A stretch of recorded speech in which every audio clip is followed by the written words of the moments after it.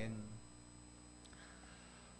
고난이라고만 생각했던 풍랑의 바다가 누구에게는 은혜와 축복이고 또 기회일 수 있음을 우리는 이번 8월 한 달의 말씀을 통해서 확인하고 있습니다.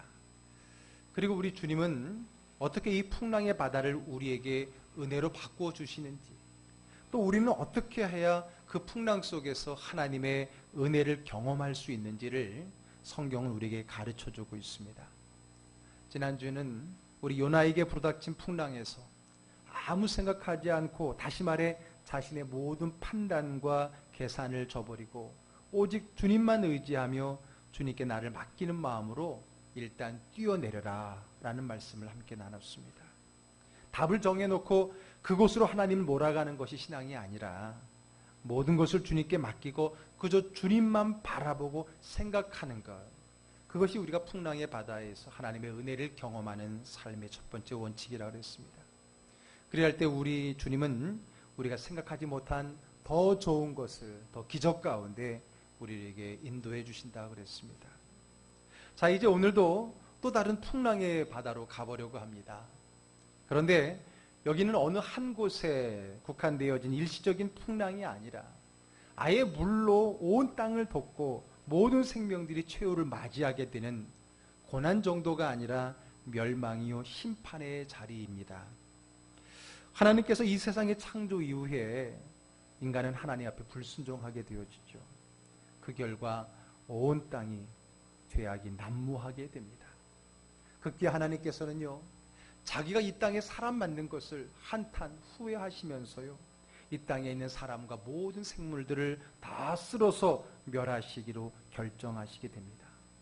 그러면서 하나님은 다름 아닌 노아를 택하시게 되고요, 그에게 그의 가족들과 그리고 이 땅에 있는 생물들의 희를 보존할 수 있는 방주를 만들라고 지시하십니다.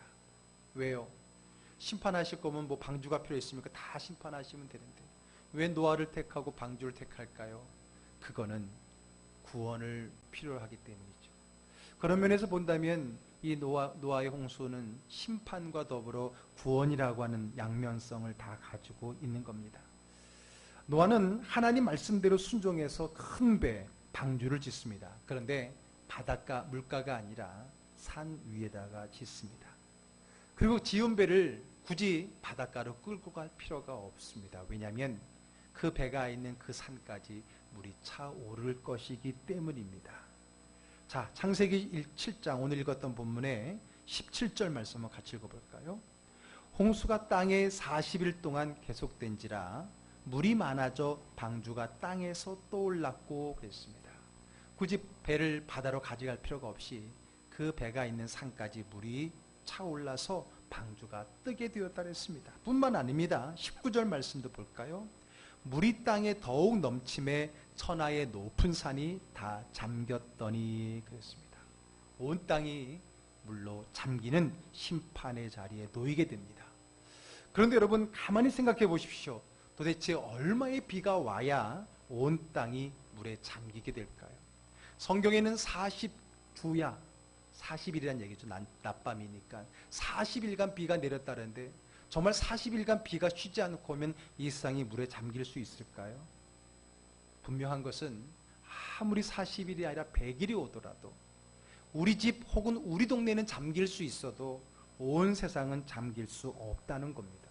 왜냐하면 우리가 알고 있는 과학적, 자연적 지식에 의하면 이 비라고 하는 것은 이 땅에 있는 물이 열기에 의해서 증발돼서 수증기가 된 거고 그 수증기가 다시 밑으로 내려오는 게 비거든요. 그러니까 내려오는 것은 올라간 만큼 내려올 수밖에 없는 겁니다. 그렇기 때문에 아무리 비가 많이 내려도 이 땅에 있던 것이 올라가서 내려오는 거니까 그 전에 있던 것보다 더 많이 내릴 수가 없고 결국은 그 많은 비가 오더라도 이 세상은 잠길 수 없다는 게 우리가 알고 있는 과학적 상식이고 지식입니다. 그런데 어떻게 오늘 성경은 온 땅이 40일의 비가 내린 후에 잠기었느냐 말할까요? 그것은 정말 사실일까요? 그것을 의문을 해결해 줄 말씀이 우리 앞부분에 있습니다. 우리 읽지는 않았지만 우리 11절의 말씀을 한번 같이 읽어보겠습니다.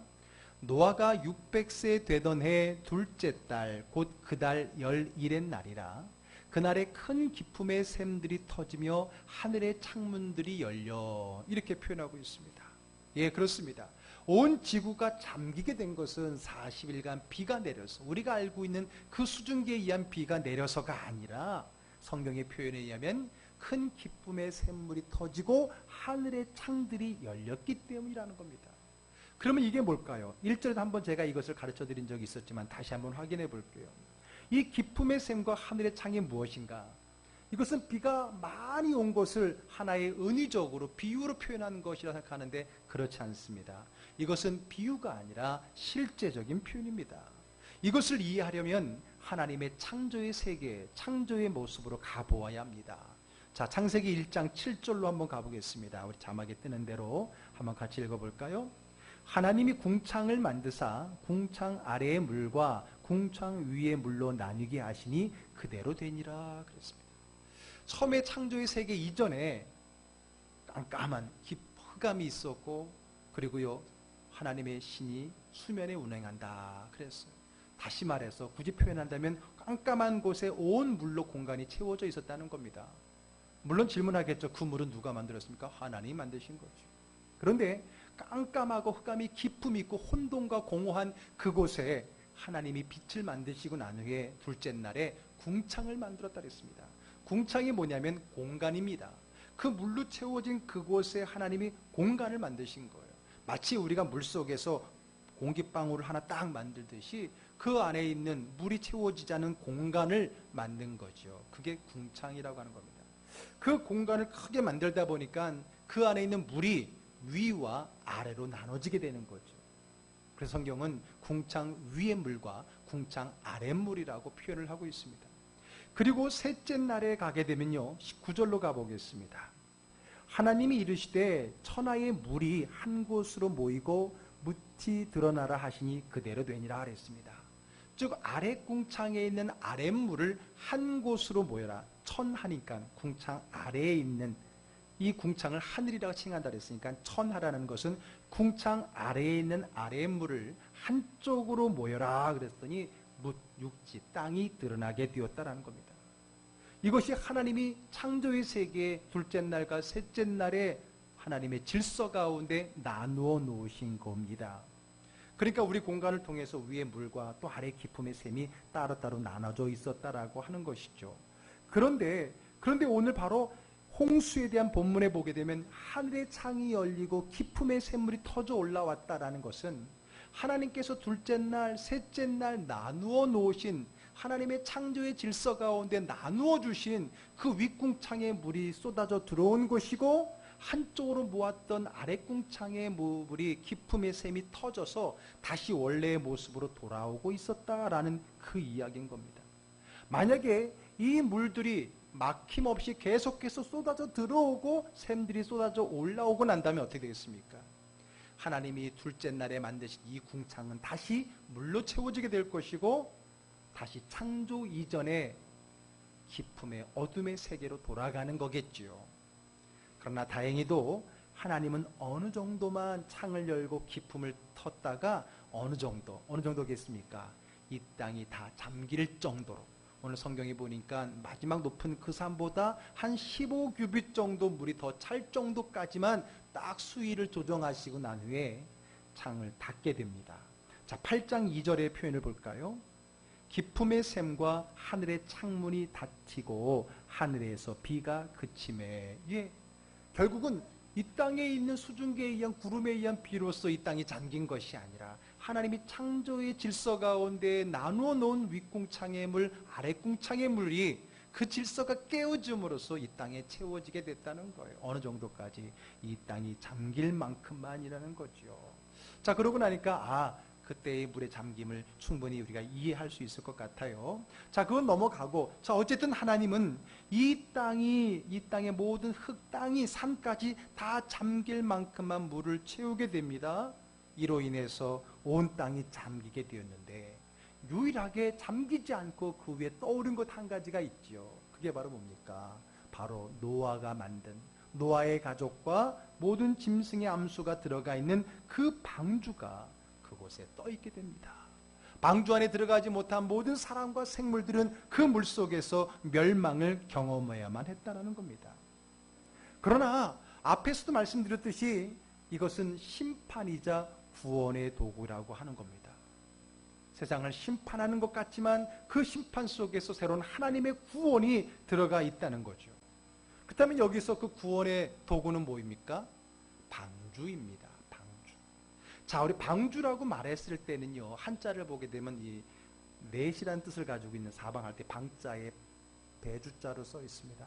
그래서 한자를 풀이한다면 네모난 배라고 말하는 게 방주라는 뜻입니다. 그런데 한번 그림을 한번 보여주시죠. 우리 방주를 성경에 있는 그 설계도를 가지고 이렇게 한번 만들어 보면은 이렇게 생겼다고 우리 추측을 할 수 있습니다. 네모난 배라는 거죠.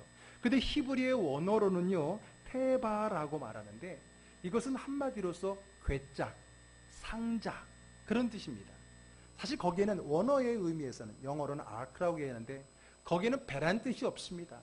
사실 배가 아닙니다. 배가 아닌 이유를 뒤에 말씀드리겠지만, 그래서 아까 사진을 보게 되면 네모나게 길쭉한 그러한 하나의 조형물이 건축물인 거예요. 그래서 저는 저걸 딱 보는 순간 꼭 관 같다 그런 생각이 들지 않습니까? 그렇게 생긴 그런 하나님의 방주를 세워놨다라는 거죠. 우리는 간혹 이 방주를 설명하는 아이들의 동화책이나 그림책을 보게 되면 멋진 유람선처럼 그릴 때가 있어요.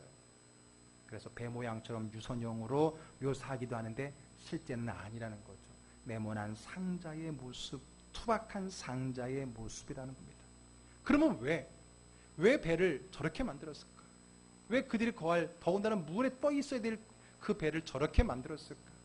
당시에는 배를 만드는 기술이 없기 때문에 정확한 그 배의 용도를 정확하게 그들은 계산하지 못했기 때문일까요? 아닙니다. 이것은 이 방주가 항해를 목적으로 만든 배가 아니라, 우리는 방주라고 말하니까 잠깐 배라고 하지만 배가 아니라 그저 물에 떠있게 하기 위해 만든 구조물에 불과하기 때문이다라는 겁니다. 항해를 목적으로 만든 배라고 한다면요, 적어도 당시는 엔진이라는 것은 없었을 테니까 노를 저을 수 있는 노라든지 노를 뺄 수 있는 구멍을 만들던가, 아니면 바람에 의해서라도 항해를 하려면 돛을 달던가, 아니면 방향을 옮길 수 있는, 그 배를 움직일 수 있는 키를 만들어야 그게 배이지요. 그러나 하나님께서 노아에게 만들라 하시고 만들었던 그 방주는 노도 없었고 돛도 없었고 키도 없었다라는 겁니다. 그리고 이왕 배를 만들 거면 물살을 잘 헤치고 가고, 그리고 무엇보다 안정되게 하기 위해서 유선형으로 멋들어지게 부드럽게 만들어야 되지 않습니까? 그러나 그림에 보는 대로 이건 배가 아닙니다. 항해로 목적에 의해서 만들어진 배가 아니라는 거예요. 그저 물에 뜨는 정도로만, 뜨는 것만으로 가능한 그런 나무 상자와 같다는 거죠. 이것이 우리에게 주는 의미가 있다는 겁니다. 왜 하나님이 방주를 저렇게 만들었는가? 배가 아닌 나무 상자로 만들게 했는가에 오늘의 이 문제를 해결할 방법이 들어가 있는, 의미가 들어가 있는 겁니다. 이 방주는 앞에도 말씀드린 것처럼 사람이 조종하는 배가 아닙니다. 그래서 하나님은요, 그 배를 리더하기 위해 찾으시고 부르시고 세운 노아를 택할 때에 유능한 항해사를 부른 게 아니라는 겁니다. 만약에 그것이 배고 그 배가 어떤 곳을 향해 항해를 향해 가야 된다면 가장 유인한, 또 가장 유능한 당시의 최고의 항해사를 부르는 게 맞을 거예요. 그러나 그렇지 않습니다. 배가 아니기 때문에. 그래서 노아는 유능한 항해사가 아닙니다. 이 배 또한 항해용으로 만들어지지 않았습니다. 그러면 누가 항해자일까요? 결론이긴 하지만 바로 하나님이 항해자가 되시겠다는 겁니다. 이 배는 사람이 조종하는 배가 아니라 하나님이 조종하는, 그저 하나님의 조종하는 대로 흘러가는 나무 상자일 뿐이라고 하는 겁니다. 자, 오늘 본문 속에 그것을 좀 더 세밀하게 디테일하게 설명해 준 표현이 하나 있어요. 오늘 본문의 18절의 말씀을 한번 같이 읽어보겠습니다. 물이 더 많아져 땅에 넘침에 방주가 물 위에 떠다녔으며. 어떻게 했다고요? 물 위에 떠다녔다 그랬습니다. 물 위에 잘 이렇게 항해해서 흘러간 게 아니라 떠다닌 겁니다. 떠다녔다는 표현이 뭘까요? 그 표현은 흔히 우리가 표류했다라는 표현하고 똑같은 단어입니다. 표류한 게 뭡니까? 내가 가고 싶은 대로 노져간 게 표류한 겁니까? 아닙니다. 내 힘은 하나도 없고 내가 쓸 방법은 하나도 없고 그저 물이 흐르는 대로, 그저 바람이 부는 대로 떠내려가는 것을 우리는 표류하는 거고요. 오늘 성경은 바로 이 방주가 떠다녔다라고 말합니다. 자기의 의지를 가지고 어떤 목적지를 가지고 목표를 가지고 조종되어져서 흘러가는 배가 아니라 그저 바다가 물이 흘러가는 대로, 그저 바람이 부는 대로 떠다니는 곳이 바로 이 방주의 항해였다라고 하는 겁니다. 왜 이것이 중요할까요? 왜 하나님은 방주를 배로 만들려고 하지 않으셨을까요? 왜 하나님은 유능한 항해자를 찾지 않으시고 오히려 순종하는 노아를 찾으셨을까요? 여기에 답이 있는 겁니다. 그것은 지금 왜 홍수의 심판을 받아야만 하는지를 알면 됩니다. 항상 하나님은 그거와 반대되는 역설적인 것으로 의미를 주실 때가 많기 때문에 그래요. 자, 그러면 왜 홍수가 일어났는지, 왜 하나님은 물로 그들을 심판하실 수밖에 없었는지 원인을 찾아보겠습니다. 자, 앞으로 넘어가서 6장 5장 5절입니다. 창세기 6장 5절의 말씀 한번 같이 읽겠습니다. 여호와께서 사람의 죄악이 세악에 가득함과 그의 마음으로 생각하는 모든 계획이 항상 악할 뿐임을 보시고. 예, 하나님이 지금 물로 세상을 심판하시는 이유가 뭐예요? 사람들의 생각이 악하다는 겁니다. 그들의 계획이 항상 죄악으로 가득 차 있다는 겁니다. 마음에 생각하는 모든 계획이 항상 악하다는 거예요. 그것 때문에 지금 하나님이 그들을 물로 심판하는데 그 가운데 구원할 그 배에 또 누군가 사람의 항해자를 세운다면 그 사람은 자기 생각, 자기 계획대로 그 배를 이끌어가지 않겠습니까? 지금 자기들의 생각대로 살다가 하나님의 심판의 자리에 놓이게 된 그들에게 하나님이 운전대를 맡기겠어요? 배의 항해를 맡기겠어요? 배의 키를 맡기겠습니까? 아니지요. 바로 거기에 홍수의 이유가 있고 하나님의 구원의 방법이 들어가 있는 거라는 겁니다. 지금 인간에게 필요한 것은 유능한 항해술이 아닙니다. 철저히 하나님의 항해에 나를 맡기는 그 삶이 필요했던 것입니다. 지금 그들이 물로 심판을 받게 된 것이 결국은 자기들의 계획과 자기들의 방법과 자기들의 그 운전대를 잡은 것 때문에 오늘 여기까지 이르게 된 거라는 거지요. 사람들은 말합니다. 우리가 인생도 하나의 항해로 표현한다면, 우리가 인생의 항해를 잘 하려면은 항해술을 잘 익혀야 된다고요. 그들이 말하는 항해술은 뭡니까? 바로 처세술 아닙니까? 어떻게 세상 가운데서 남들에게 꿀리지 않고 남들보다 더 나은 인생을 살 수 있을까라는 그런 제목을 가지고 얼마나 많은 인류는 처세술을, 인문학이라는 것도 어떻게 본다면 다 처세술인 거예요. 어떻게 하면 내가 이 땅에서 남들보다 뒤처지지 않고 이 거친 풍랑을 헤치고 안전하게 내가 원하는 목표에 도달할 것인가? 그것이 바로 처세술 아닙니까? 얼마나 많은 사람이 그 처세술을 가지고 그 처세술을 가지고 항해를 합니까만, 그러나 그 결과 우리에게 닥친 것은 더 큰 고난의 풍랑이고요, 오늘 홍수와 같은 멸망의 자리라고 하는 겁니다. 바로 그 자리에서 하나님의 구원의 코드를 주는데, 구원의 방주를 주는데, 그건 다름 아닌 키가 없는, 조정대가 없는, 그저 묵묵히 바람이 물이 흐르는 대로 흘러가는, 하나님이 이끄시는 대로 흘러가는 그러한 방주를 주신 거라는 겁니다. 거기에 바로 답이 있다라고 하는 겁니다. 오로지 내게 필요한 것은 물 흐름의 파도에 나를 맡기는 것과 같다는 겁니다.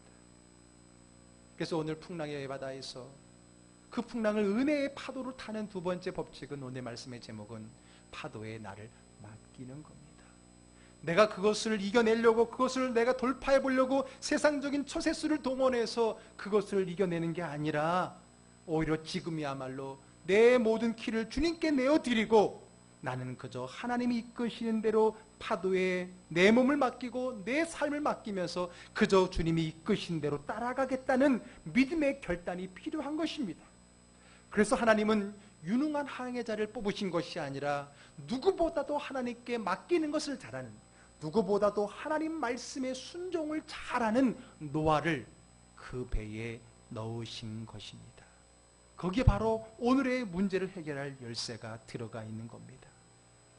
그러므로 오늘의 이 방주가 주는 교훈은 배의 키가 내게 있지 않다는 겁니다. 내 힘을 빼고 내 키와 내 모든 삶을 주님께 맡기라는 겁니다. 그리고 주여 나를 인도하시옵소서. 주의 인도함을 따라 살겠나이다라는 그러한 신앙의 고백이 오늘 이 풍랑의 파도에서 그것을 은혜로 받을 수 있는 우리의 삶의 두 번째 비결인 것을 믿으시기를 바랍니다. 아멘. 하나님의 아들이시자 하나님이신 예수님께서도 이런 삶을 사셨습니다. 요한복음 5장 19절로 한번 가보겠습니다. 함께 있습니다. 그러므로 예수께서 그들에게 이르시되 내가 진실로 진실로 너희에게 이르노니 아들이 아버지께서 하시는 일을 보지 않고는 아무것도 스스로 할 수 없나니 아버지께서 행하시는 그것을 아들도 그와 같이 행하느니라. 아멘.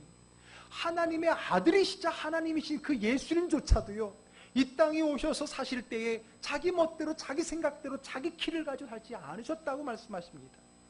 그분도 항상 하나님께 묻고 하나님이 이끌어 주신 대로, 가르쳐 주신 대로, 말씀하신 대로 순종하면서 하나님이 말씀하지 않으면 움직이지 않는 철저하게 그의 사역 삶조차도 하나님께 맡기는 삶을 사셨다라고 우리에게 말씀해 주고 있습니다.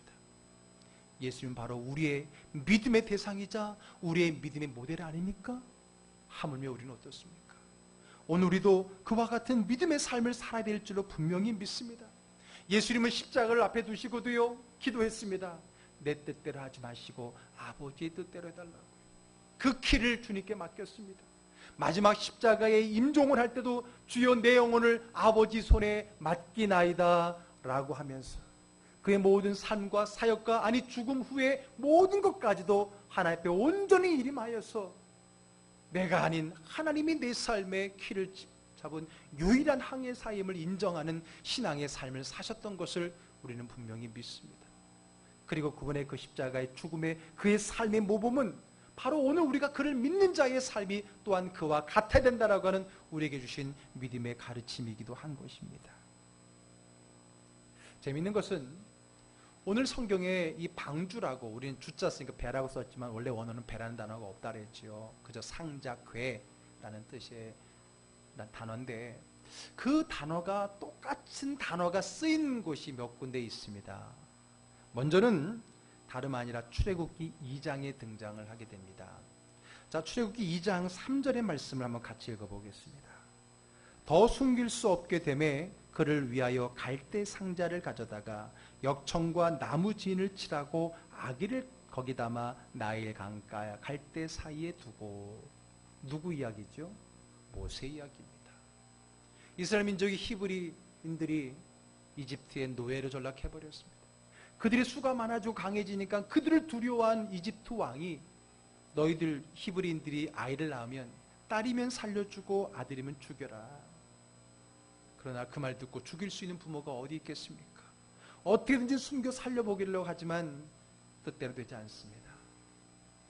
마지막에는 어떻게 합니까? 갈대 상자, 갈대로 만든 이 상자, 거기에다가 물이 들어가지 않게 방수 처리를, 역청과 나무지를 바르고 그것을, 그 아이를 거기에 담아서 나일강에 띄웁니다. 안 믿는 사람들은 운명에 맡긴다라고 하지만 우리는 뭡니까? 하나님에게 맡기는 거예요. 이 아이가 어디로 흘러가게 돼서 누구에게 발견될지는 모릅니다. 물론 우리의 바람은 있습니다. 이왕이면 마음씨 좋은, 또 아이를 사랑하는, 아이를 잘 키울 수 있는 아낙네가 그 아이를 발견해서 잘 키워줬으면 좋겠다. 이건 우리의 바람이지만, 그러나 그것을 알고 그것을 믿고 맡기는 게 아니에요. 그저 하나님께 맡깁니다. 더 이상 내 하가 할 수 있는 길은 없습니다. 이제는 하나님이 하셔야 됩니다. 하나님 도와주세요. 그 믿음을 가지고 그 아이를 갈대 상자에 담아 띄워놓았다는 거예요. 그때 쓰였던 그 갈대 상자, 그 상자가 똑같은 테바라고 하는 방주라는 단어와 똑같이 쓰인 겁니다. 그리할 때 그 상자 하나를 우리 하나님은 인도해 주셔서 이집트의 공주에게 발견되고, 이집트의 공주면은 당연히 왕의 명령을 누구보다 잘 알고 지킬 텐데 그 아이를 죽이지 아니하고 오히려 살아하는 마음을 하나님이 허락해 주셔서 그 아이를 키우게 하지 않았습니까? 그리고 그 아이가 결국은 이스라엘 민족을 가나안으로 인도하는 리더가 되지 않았습니까? 그렇습니다. 오늘 우리가 어쩌면 크게 잘못하고 있는 것, 오늘 우리가 신앙생활, 이 세상을 살아가면서 크게 핀트가 안 맞는 게 뭐냐면, 우리 인생의 항해를 잘하기 위해서 우리는 여러 가지 항해술, 처세술에 빠져 있다라고 하는 겁니다. 지난주간에 휴가를 맞아 서울을 가고요. 우리나라에서 제일 큰 서점이 어디예요? 교보문고, 종로에 있는 교보문고에 한번 딱 아이들 데리고 갔어요. 야, 서울 사람들은 다 거기 피서와 있더라고요. 거기는 책만 사는 게 아니라 책도 읽을 수 있도록 다 이렇게 돼 있어서 다 거기 앉아서 옆에는 식당도 있죠, 커피숍도 있죠, 뭐 아이들 막 이렇게 그림책도 볼 수 있으니까 서울 사람들 거기다 피서와 있더라고요. 그것의 베스트셀러 한번 쭉 돌아보면 대부분이 뭡니까? 처세술이에요. 제목은 처세술이 아니지만 그거예요. 어떻게 하면 이 무한 경쟁의 세상에서 살아남을까? 어떻게 하면 남들보다 한 걸음 더 앞서갈까? 리더십도 마찬가지고요. 경영학도 마찬가지고요. 이 모든 것들의 관심이 거기에 있습니다. 내가 어떻게 하면 좀 더 남들보다 더 잘 살 수 있고 더 앞서갈 수 있고 뒤처지지 않을까? 그게 바다로 말하면 항해술 아닙니까?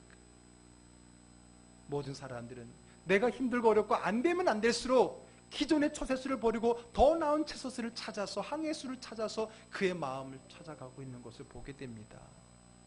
그러나 오늘 성경은, 오늘 하나님 우리에게 말합니다. 그게 아니라고요. 오늘 우리에게 주어진 풍랑의 바다는 우리가 더 나은 처세의 항해술을 찾으면 찾을수록 더 큰 파도를 만나게 되는 것과 같다는 거예요. 더 큰 만남. 우리의 처세술이 발전할수록 우리를 괴롭히는 풍랑의 파도는 그만큼 더 커져간다라고 하는 거죠. 그때 우리에게 필요한 것은 처세술, 항해술이 아니라는 겁니다. 그때 필요한 것은 나의 부족함을 인정하고 나의 모든 생각과 나의 모든 계획은 항상 악하다는 것을 스스로 인정하고 이제 나의 삶의 항해를 하나님께 맡기는 겁니다. 이제 내 삶의 그 운전대를, 그 배의 키를 주님께 맡기는 겁니다. 우리는 그저 하나님이 이끄시는 대로 물을 따라 바다를 따라 하나님이 불어가시는 대로 내 삶을 맡기는 것이 오늘날 진정한 이 풍랑의 파도에서 살아남는, 아니 그것을 믿음으로 승화시킬 수 있는 은혜의 삶인 줄 믿으시기를 바랍니다. 우리가 부족한 것은 남들보다 좀 더 나은 지식, 좀 더 나은 블루 오션이라고 요즘 뭐 새로운, 남들이 모르는 새로운 뭔가를 찾는 그것이 아니에요. 우리에게 필요한 것은 바로 하나님께 그동안의 내 모든 계획과 생각을 맡겨드리는 것이라는 것을 믿으시기를 바랍니다. 이게 오늘 풍랑의 바다에서 이 방주가 유일하게 살아남은 의미라고 하는 겁니다. 성경은 우리의 모든 것을 주님께 맡기라고 이야기합니다. 시편 37편 5절의 말씀 같이 한번 여러분 고백하는 마음, 이게 내 믿음입니다 라는 마음으로 읽어볼게요. 내 길을 여호와께 맡기라. 그를 의지하면 그가 이루시고. 또 한편 읽어볼게요. 55장 22절. 내 짐을 여호와께 맡기라. 그가 너를 붙드시고 의인의 요동함을 영원히 허락하지 아니하시리로다. 또 한 구절 읽어볼게요. 잠언입니다. 너의 행사를 여호와께 맡기라. 그리하면 내가 경영하는 것이 이루어지리라. 아멘. 성경은 말합니다. 맡기라고요. 네가 하려고 애쓰지 말라고요. 하나님께 맡기라고 하는 겁니다. 우리에게 필요한 것은 바로 힘을 빼는 겁니다. 어떻게 해야 하나님이 나를 이끌어갈 수 있습니까? 어떻게 해야 이 방주가 거침없이 하나님이 이끌어가는 대로 갈 수 있을까요? 힘을 빼야 됩니다. 힘을 빼야 됩니다. 그리고 하나님을 바라봐야 됩니다. 내 힘을 빼고 내 모든 방법을 내려놓고 내 모든 처세술을 내려놓고 오직 주님만 바라볼 때에, 우리 예수님도 십자가 앞에서 자기의 모든 생각과 자기의 계획을 내려놓고 오직 주님만 바라볼 때에 위대한 그 메시아의 사역을 감당하셨던 것처럼 오늘 저와 여러분도 이 풍랑의 파도, 우리가 처세술을 익힐수록 더 세지는 이 파도에서 믿음으로 살아남을 수 있고 그 파도를 이용해 은혜의 삶을 살아가기 위해서는 맡기는 겁니다. 그래서 오늘 제목이 파도에 나를 맡기는 거예요. 하나님께 나를 맡기는 겁니다. 오늘 이 방주는 아까 표현대로 떠다녔습니다. 떠다닌 거예요. 이게 아무것도 아닌 표현인 것 같지만 이게 오늘의 메시지입니다. 바람 부는 대로 하나님이 이끈 대로 떠다녔습니다. 그러다가 그것이 멈추게 됩니다. 물이 빠지면서. 우리 알고 있죠? 그 산이 무슨 산이라고요? 아라랏산입니다. 이 아라랏산이라고 하는 어원의 뜻이 뭐냐? 뭐 여러 견해가 있는 것 같은데 제일 많이 강조하는 내용들 보니까 거룩한 산이란 뜻이랍니다. 거룩한 산. 그렇습니다. 내가 항해하는 그 마지막 지점은 더 큰 환난이지만 하나님이 이끄시는 그 배의 항해의 종착점은 거룩한 땅, 하나님의 땅, 하나님의 나라, 하나님이 기뻐하시는 그 자리인 줄로 믿습니다. 이것이 오늘 우리가 우리의 삶에 하나님께 내 삶을 맡기며 살아가야 될 이유인 것입니다. 고난이라고 생각했던 풍랑에서 은혜의 파도를 타는 두 번째 말씀은 바로 파도에 나를 맡기는 겁니다. 내가 하려 하지 말고 하나님께 맡기는 겁니다. 하나님께서 나를 이끌어 가실 수 있도록 나는 힘을 빼고 하나님만을 바라보면서 그분께 순종하며 가는 겁니다. 그래서 하나님은 앞에도 말씀드렸지만 유능한 항해사를 뽑아서 방주로 넣은 것이 아니라 하나님께 제일 순종을 잘하는, 하나님의 말씀이라면 무조건 따르는 노아를 넣었던 것입니다. 오늘 우리에게 필요한 것은 유능한 항해술이 아니라 하나님 말씀의 순종입니다. 아멘. 예수님께서 그래 하셨듯 우리도 하나님의 말씀에 순종하면서 하나님이 나를 이끄시도록 내 힘을 빼면서 주님만 바라보면서 주님께 내 모든 삶을 맡길 때에 위태한 것 같고 어두운 것 같지만은 머지않아 거룩한 땅, 축복의 땅, 하나님의 나라에 이르게 되는 줄 믿습니다. 그러한 믿음의 삶을 함께 살아가는 저와 여러분 되기를 주의 이름으로 축복합니다. 아멘. 기도하겠습니다.